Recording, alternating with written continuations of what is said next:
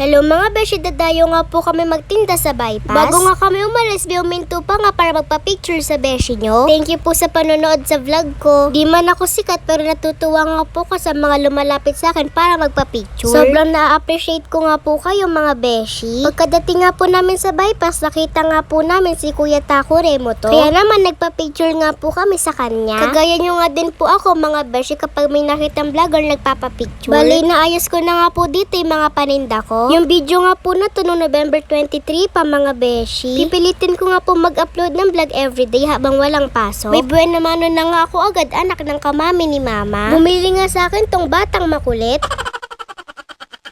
Dito nga kami pinapwesto sa tabi ng kamami ni mama. Nagtitinda nga siya dito ng tiramisu. Kapag nagawi nga po kayo dito sa bypass, try nyo na nga po tong tiramisu nila. Ang sarap mga beshi. Stall 165C nga po sila. Ino-offer nga po nila dun mini donut, coffee jelly, mango, tapioca. Nung nagtinda nga kami dito, wala pang stall number. Ngayon po kasi inayos na yun lahat na nagtitinda. Magkakamukha nga po yung tent nila, 3x3 lahat. Maganda na nga tignan tapos color blue lahat. Nagtry nga lang po ako magtinda dito. Nakakatuwa nga sa unang pagtitinda ko, naka 1K agad ako mga beshi. 3 for 20 nga lang po yung mga tinda ko. Assorted na nga yun kahit ano yung gusto mo. Kaya sa mga kagaya ko po nagtitinda, wag po natin ikahiya. Kahit ano pa yung tinitinda mo. Maliit man yung tubo kapag pinagsama-sama, malaki na rin yun mga beshi. 5 years old pa nga lang ako, tinuturuan na nga po ako ng mama ko na magbenta. Dahil sa mga hindi nga po nakakala, meron nga po kaming tindahan. Tuwing magpipiesta naman po sa amin, ipit naman po tinitinda ko. Bata pa lang ako, marunong na nga po ako magtinda mga beshi. Maraming salamat po sa lahat ng bumili sa beshi nyo. Yung matitira nga sa tindahan nga po namin ititinda. Nagugutom na nga po si ate na nagpabili na nga po ng siomay kay mama. Eto na nga lang daw yung uulamin niya. Nagbaon na nga kami ng kanin para di na nga po kami bibili dito. Masyado nga po yung gutom ni ate nakakalaro. Nadaig pa nga yung nagtitinda.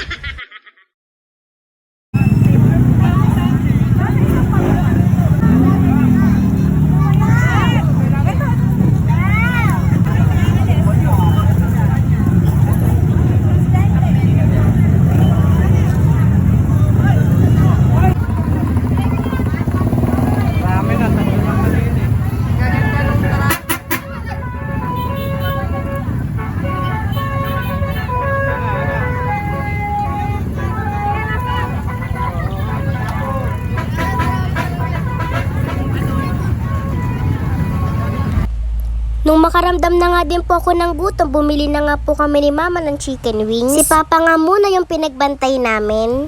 Tara, kain po tayo mga beshi. Thank you po Lord sa lahat ng blessings. Bandang 9pm nagligpit na nga po kami dahil may pasok pa nga po ako bukas. Yun lang, salamat sa panonood. Bye bye mga beshi.